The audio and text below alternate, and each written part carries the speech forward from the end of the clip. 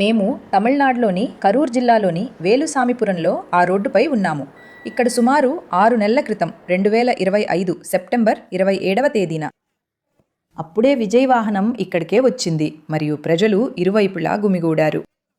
కేవలం కరూర్ జిల్లాలోనే కాకుండా అనేక వేర్వేరు ప్రాంతాల నుండి వచ్చిన మహిళలు, పిల్లలు, యువకులు, పురుషులు మరియు వారు అతని కోసం 6 నుండి 8 గంటల వరకు వేచి ఉన్నారు. అప్పుడే అతను వచ్చిన కొద్దిసేపటికే విషాదం చోటు చేసుకుంది. ఆ విషాదంలో 41 మంది మరణించారు. దీనిని సరిగ్గా నిర్వహించలేకపోయినందుకు విజయ్ను నిందించారు. అనేక ఇతర ప్రశ్నలు కూడా లేవనెత్తబడ్డాయి. సిబిఐ కూడా ఈ ప్రత్యేక కేసును ఎల్లప్పుడూ దర్యాప్తు చేస్తోంది. టీవీకే ర్యాలీ సందర్భంగా కరూర్లో సెప్టెంబర్ 27వ తేదీన జరిగిన తొక్కిసలాటలో విషాదకరంగా మరణించిన రవికృష్ణ తల్లితో నేనిక్కడున్నాను. తన కొడుకు ఇక లేడనే విషయాన్ని ఆమె అంగీకరించలేకపోతోందని, అతని మొబైల్ ఫోన్లోని ఆడియో, వీడియోలను వింటూ ఇప్పటికీ అతనితోనే మాట్లాడుతున్నట్లు భావిస్తోందని ఆ తల్లి చెబుతోంది. ఆమెకు ఇంకా అనేక సమాధానం లేని ప్రశ్నలు ఉన్నాయి. కొడుకు పోయినవాడు పోయినట్టే. మన కష్టపడి పెంచింది వృధా అయిపోయింది. కొడుకులు పోగొట్టుకున్నామనేది నాకు చాలా మనస్తాపంగా ఉంది.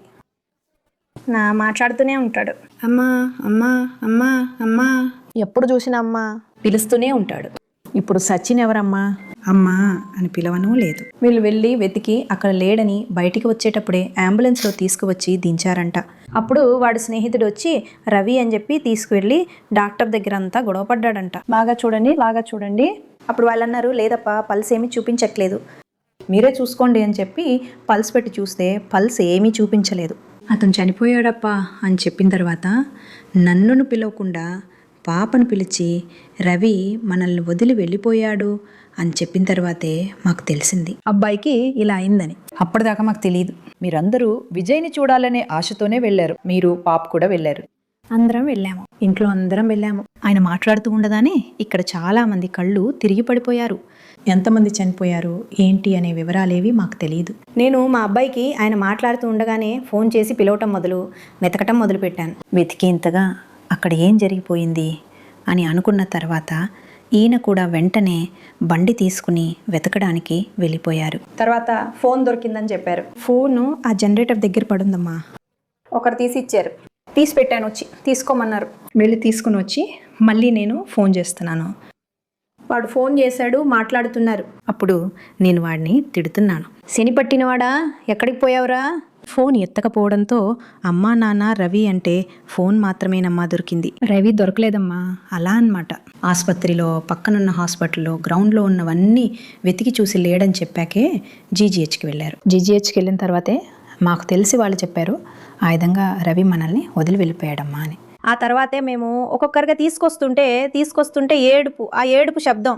అందువల్ల మేము పక్కన ఆ సమయానికి ఎవరు ఓదార్పు చెప్పడానికి ఆ మరుసటి రోజు అందరూ ఇంటికి వచ్చారు. అందరూ కూడా వచ్చి అందరూ ఓదార్పు చెప్పారు, చూసి వెళ్ళారు.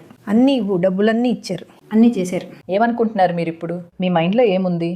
నేనేమనుకుంటున్నానంటే ఇకపై ఇలాంటి ఒక సంఘటన జరగకూడదు. రెండవదిగా వాళ్ళకి కొంచెం పెద్ద స్థలం ఇచ్చి ఉండాల్సింది. అందుకే ఎందుకంటే పెద్ద స్థలం ఇచ్చుంటే ఒక రకమైన సమస్య వచ్చినప్పుడు నలువైపులా అందరూ పారిపోయి ఉండేవారు. ఆ స్థలం చాలా చిన్న స్థలం. చూడండి, పోలీసు భద్రత లేదు, ఏమీ లేదు, నీటి సౌకర్యం ఏమాత్రం లేదు. దాన్ని ఎవరు ఇక్కడ ఏం జరిగిందనే ప్రశ్నకు మీకు సమాధానం కావాలని అనిపిస్తుంది తప్పకుండా. ఎందుకంటే అబ్బాయి ఎలా వెళ్ళాడనేది మనకు తెలియదు. తోసేసి వెళ్ళాడా, లేదా తనే వెళ్ళి పడిపోయాడా, లేదా అతను ఎవరినైనా పైకి లేపటానికి వెళ్ళి అక్కడ విన్నంత వరకు ఏం చెప్పారంటే, మీరు కింద పడి ఉంటే మిమ్మల్ని పైకి లేపటానికి వెళ్తే నేను చచ్చిపోతాను. దాని గురించి ప్రశ్నించి విచారించారు. మమ్మల్ని కూడా పిలిచే విచారించారు. సిబిఐలో 3 గంటల సేపు విచారించారు. ఏం జరిగిందని మళ్ళీ అన్నా అడిగారు. ఇక్కడ మీతో ఏమైతే చెప్పామో అదే వాళ్ళతో కూడా చెప్పాము. ఏం తీర్పు వస్తుందో తెలియదు. తీర్పు వల్ల మీ మనసుకి ఏదైనా ఒక పరిష్కారం దొరుకుతుందని అనిపిస్తుందా? ఏమీ దొరకదు. పరిష్కారం ఎవరి మీద తప్పు చెప్పినా నా కొడుకు తిరిగి రాడు కదా. లేదా నాకు న్యాయం దొరికి నేను మాత్రం ఏం చేయబోతున్నాను? ఏం జరిగింది, ఏది జరిగింది అనేది ఇప్పటి వరకు, ఈ రోజు వరకు మాకు సమాధానం తెలియదు. అటువైపు నేను పనికి వెళ్తున్నప్పుడు ఆ స్థలాన్ని చూశానంటే నా గుండెల్లో దడ పుడుతుంది. ఆ చెట్టు నరికేశారు. ఆ చెట్టు కూడా ఇప్పుడు బాగా చిగురించి పైకి వచ్చేసింది. ఆ చెట్టు కూడా చిగురించింది. కానీ వెళ్ళిపోయిన నా కొడుకుకి ఏమైందో తెలియట్లేదు. ఎవరితోని ఏమీ మాట్లాడనేలేదు. తీర్చలేని లోటు ఏ న్యాయస్థానం, ఏ రాజకీయ నాయకుడు, ఏ పరిహారం కూడా ఎప్పటికీ భర్తీ చేయలేనిది. నాతో పాటు మణిమేకలై ఉన్నారు. ఈమె ఒక సామాజిక కార్యకర్త.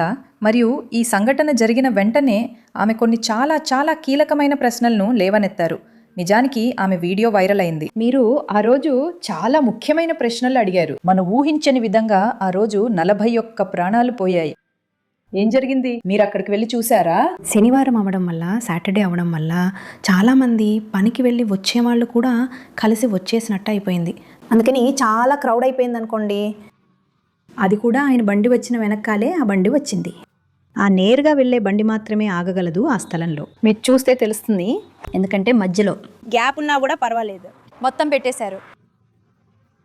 పక్కకు జరగడానికి దారి లేదు. అందువల్ల అంతా వెళ్ళి ఆ రేకు మీద పడటం వల్ల ఆ గొడవ చల్లారుతుంది. రద్దీ సిద్ధన్నారు ఆయన వచ్చారని చెప్పగానే నాకు ఇటువైపు బండి రావడం మొదలైంది. బండి రావడం మొదలవగానే ఏమైందంటే పెద్ద సమస్య అయిపోయింది అని చెప్తూ ఉన్నారు.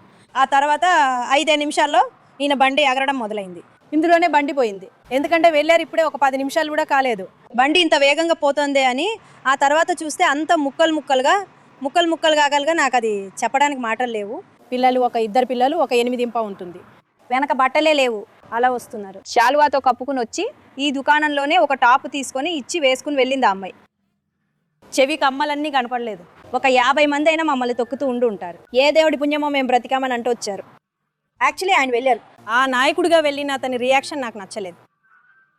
మన వల్ల 40 ప్రాణాలు ఈరోజు బాధింపబడుతున్నాయి అని తెలుసుంటే ఆ తిరుచిని వదిలి ఆ ఫ్లైట్ పైకి వెళ్ళడానికి ఛాన్స్ లేదు. మీ పేరేంటి? సెల్వి. పిల్లలందరూ వెళ్ళారు అక్కడికి చూడ్డానికి? వెళ్ళారు. వెళ్ళిన వెంటనే వచ్చేశారు. విజయ్ని చూడ్డానికి వెళ్ళారు. చూడ్డానికి వెళ్ళారు. వెళ్ళిన వెంటనే ఆయన పైకి ఎక్కి నిలబడి మాట్లాడడం మొదలు పెట్టగానే గుంపుగా ఉందని చెప్పి తీసుకుని వచ్చేసాను. ఈ ఊర్లో ఒక సంఘటన జరిగింది కదా, అది చాలా అన్ఫార్చునేట్ ఒక సంఘటన. అందువల్ల కోపంగా ఉన్నారా, లేక అలాంటి? కోపం లేదు, అది అనుకోకుండా వచ్చింది. ఇలా అవుతుందని తెలిసి ఎవరు వెళ్ళనూ లేదు, అనుకోకుండా వచ్చేసింది. అందులో మీకు విజయ్ తప్పు అనిపించలేదా? విజయ్ తప్పు అనిపించలేదు. మీ పక్కింటి వాళ్ళు, అందులోనూ ఒక అబ్బాయి చనిపోయాడు కదా, వాళ్ళు కూడా అలానే మాట్లాడుకుంటున్నారా? వాళ్ళు కూడా అలానే మాట్లాడుకుంటున్నారు. ఏమంటున్నారు? వాళ్ళు కూడా విజయ్ మీద తప్పు లేదనే చెప్తున్నారు. ఆయన మీద తప్పు లేదు. ఇలా జరుగుతుందని తెలీదు, జరిగిపోయింది.